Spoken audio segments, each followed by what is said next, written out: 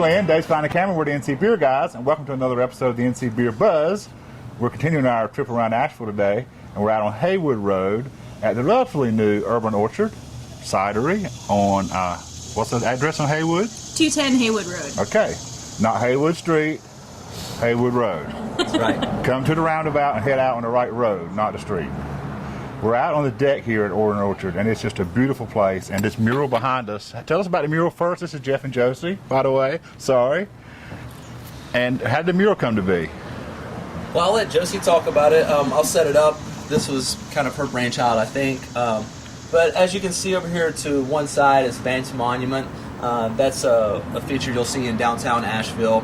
Right there in the center, and then also the huge tree there in the middle that's kind of signifies the orchard. So it brings the two elements together, urban and orchard. So it's the title right there in one painting, and the cool part about it is that it's all done with rattle can spray paint. So just right out of the can from a local artist.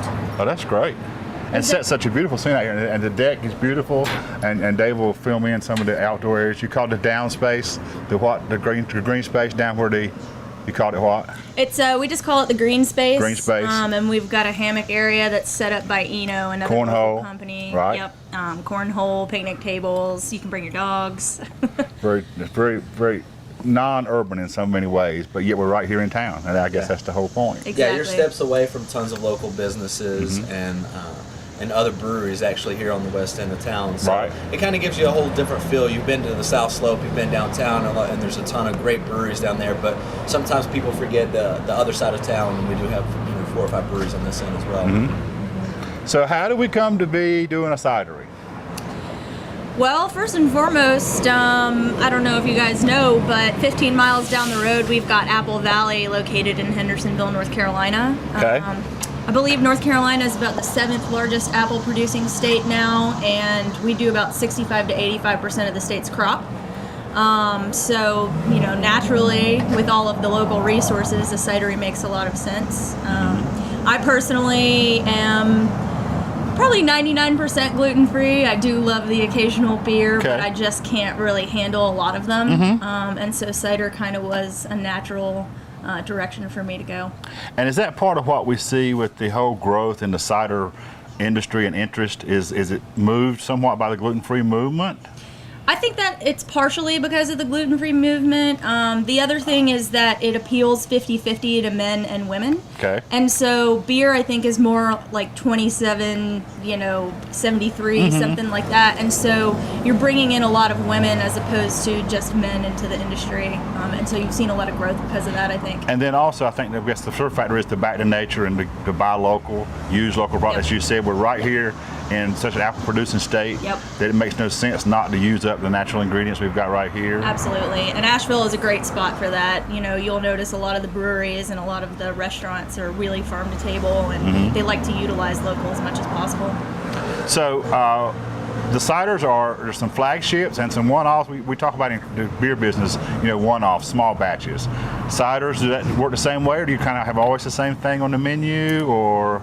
No, we have our 3 flagships, which are our Dry Ridge and Sweet English, which are all apple.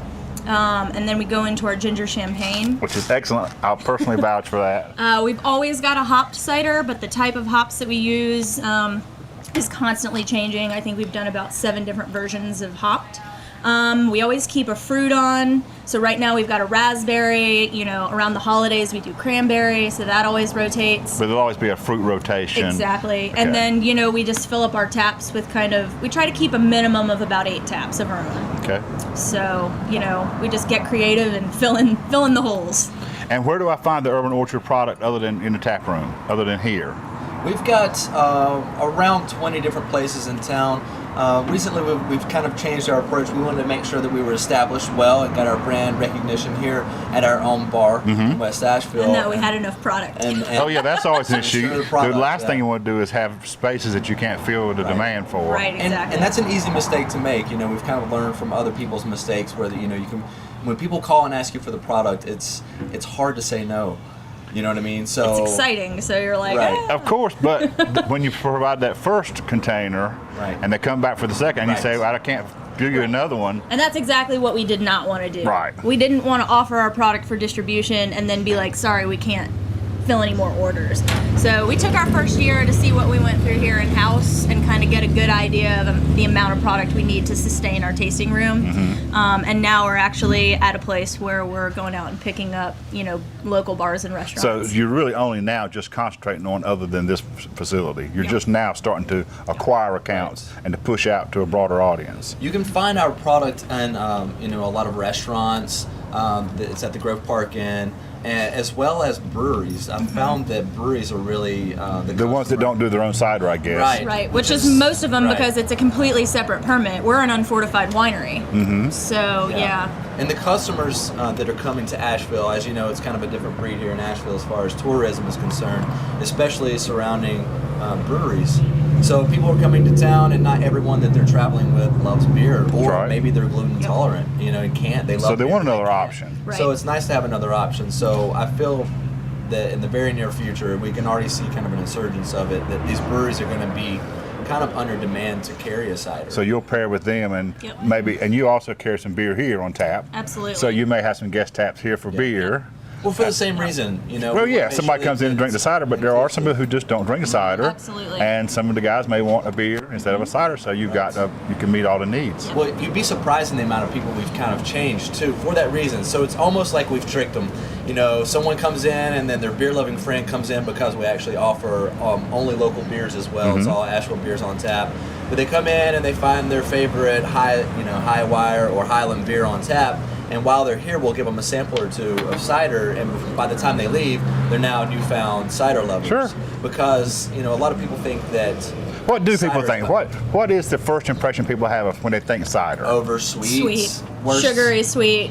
Worst hangover I've ever had. Alco Pop. Right. Smirnoff Ice. Yeah. So that's your first challenge, as you're getting ready to say. Right. Yeah. That's your first challenge, convincing people what it really is, not just what the perception the is. difference between super large commercial guys that are worried about only the bottom line, and then craft. It's the difference between your large beer producers and then someone that's in downtown Asheville that's really paying a lot of attention to the small, fine details and not too concerned about the cost going up a little bit as long as the quality's there.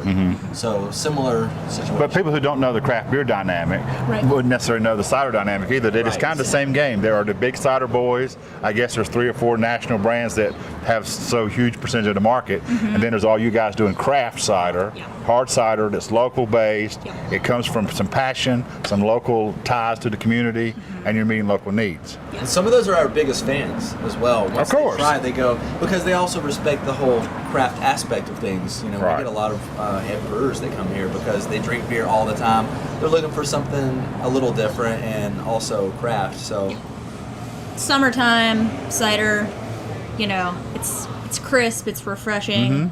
It's nice in the heat. And it's very different than what you might have been used to drinking. And that's the whole, the new aspect to it. That's what's you can convince some people, turn some people onto cider. That's got to be a great new market for you guys too. Well, it's nice being in this town that's so creative anyways by nature, because it causes us to kind of do the same thing with our product.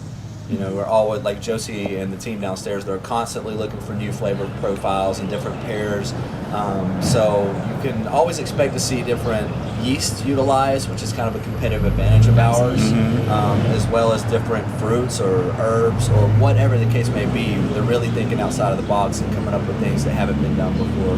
As you said, it's not only a hop version that they've done hopped versions that have single variety, 3 different kinds. We've had ones that were paired with a jalapeno, very light green pepper flavor, but also some Citra hops, I think. Or Citras, yes.